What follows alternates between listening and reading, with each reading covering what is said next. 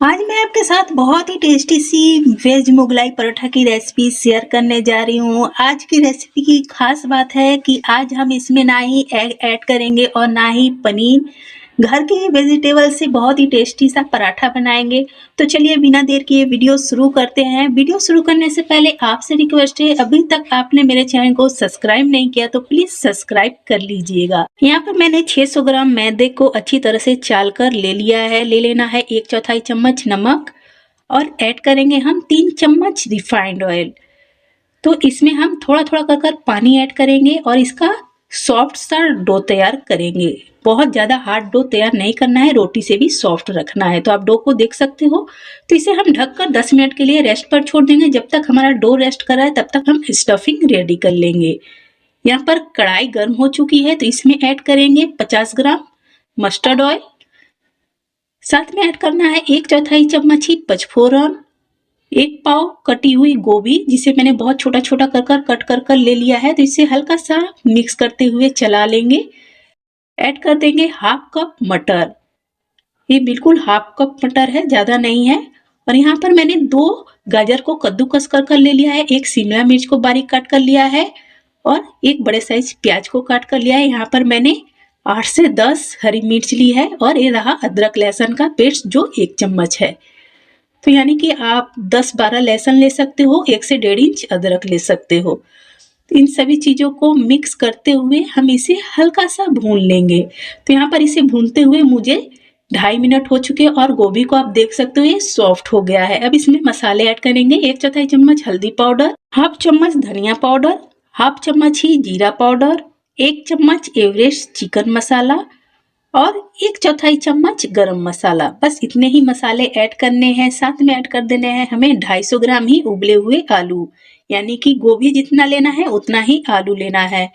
इसे हमें अच्छी तरह से मिक्स करते हुए 1 से 1.5 मिनट तक भून लेना है, बहुत ज़्यादा नहीं भूनना है।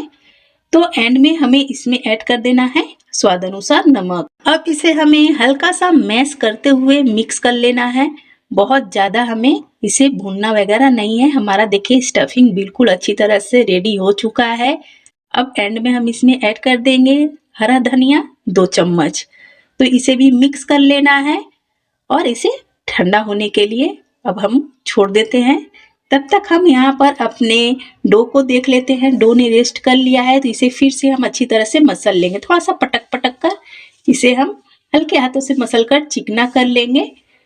तो यहाँ पर डो भी रेडी हो चुका है तो इसकी हम लोइयाँ लेंगे। तो लोई आप जितनी बड़ी या छोटी जैसी भी लेना चाहो ले सकते हो। आपका पराठा उस अनुसार से बनेगा, बड़ा या छोटा आप कोई भी साइज रख सकते हो। तो यहाँ पर इसे हमें परथन लगा लगा कर बेल लेना है। तो मैंने मैदे को ही लिया है परथन के लिए। तो मैदा छिड़केंगे और इसे अच्छी तरह से बड़ी सी रोटी की तरह बेल लेंगे। थोड़ा सा ओवल शेप रखेंगे। ओवल शेप रखेंगे तो हमारा पराठा स्क्वायर शेप का बनेगा। अगर गोल रखेंगे तो थोड़ा आयताकार हमारा पराठा बनेगा। तो यहाँ पर इसे मैंने देखिए बिल्कुल अच्छी तरह से बेल लिया है। हल्का मोटा ही रखना है, बहुत ज़्यादा पतला नहीं करना। देख सकते हो आप इसे रोटी की जैसे ही हमें इसे रखना है। अब आपको ध्यान से देखना है कि हम पराठे को कैसे रेडी करेंगे। पहले किनारों को हम 1.5 इंच के लगभग में मोड़ लेंगे। सिर्फ 2 साइड का ही मोड़ना है। बीच में हम स्टफिंग रखेंगे। तो स्टफिंग आप जितना खाना चाहो उतना रख सकते हो। तो यहाँ पर मैं 2.5 चम्मच के लगभग में इसमें स्टफिंग ऐड कर रही हूँ और इसे हमें अच्छी तरह से बीच में ही फैलाना है। किनारे किनारे से छोड़ देना है और नीचे ऊपर तो छोड़ना ही है। अब क्या करेंगे, हम 3 साइड पानी लगाएंगे, मतलब 2 किनारे और 1 ऊपर। तो अगर आप इस पराठे में एग डालना चाहो या पनीर डालना चाहो तो आप डाल सकते हो। तो अगर आप एग वाला बना रहे हो ना तो आपको उसमें पानी लगाने की आवश्यकता नहीं है, क्योंकि एग की वजह से पराठा अपने आप सील हो जाता है, उसमें ऑयल जाता नहीं है। तो जिस साइड मैंने पानी नहीं लगाया था उस साइड को पहले उठाकर फोल्ड करेंगे और किनारों को खींचकर चिपका देंगे। और देखिए जिस साइड मैंने पानी लगाया था उसे ऊपर से रखेंगे। इसके किनारों को भी खींचकर हमें चिपका देना है। इस पराठे को हमें ऑयल में तलना होता है। तो इस तरह से करने से ना जब हम ऑयल में इसे तलेंगे तो ये खुलेगा नहीं। तो इसी तरह से सारे पराठों को मैंने रेडी कर लिया है। यहाँ पर मैं कढ़ाई में घी ऐड कर रही हूँ, क्योंकि मैं इसे आज घी में तलने वाली हूँ। आप इसे रिफाइंड ऑयल में भी तल सकते हो। ये मार्केट में रिफाइंड ऑयल का ही बना हुआ मिलता है, घी का जल्दी मिलता नहीं है। मार्केट में बड़े से तवे में ऑयल डालकर इसे तला जाता है। मेरे पास बड़ा तवा नहीं है तो मैंने इसलिए कढ़ाई रख दिया है और कढ़ाई में मैंने 1 पाव के लगभग में घी ऐड किया है, मैं घी में बना रही हूँ, आप ऑयल में भी बना सकते हो। तो यहाँ पर घी को बहुत ज़्यादा गर्म नहीं करना है, इसे मीडियम हॉट रखना है। मीडियम हॉट घी में इसे उलट-पुलट कर अच्छी तरह से सेंक लेना है कि जिससे बहुत अच्छी तरह से सिक जाए। तो ये बहुत ही टेस्टी सा पराठा होता है, बहुत ही स्वादिष्ट होता है। आप इस तरह से भी बनाकर ट्राई कर सकते हो। जी, मैंने आपके साथ कोलकाता की बहुत ही फेमस स्ट्रीट फूड की रेसिपी शेयर की है।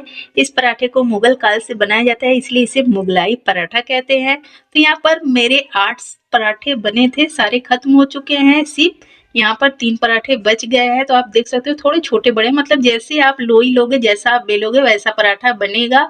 तो सारे के सारे पराठा बहुत ही मज़ेदार बने थे, खाने में बहुत ही टेस्टी। आज मैंने बिना एग, बिना पनीर के सिर्फ वेजिटेबल से आपको बहुत ही टेस्टी सा पराठा बनाकर दिखलाया है। अगर आपको मेरी ये सिंपल सी रेसिपी पसंद आई हो तो please subscribe, like, comment and share.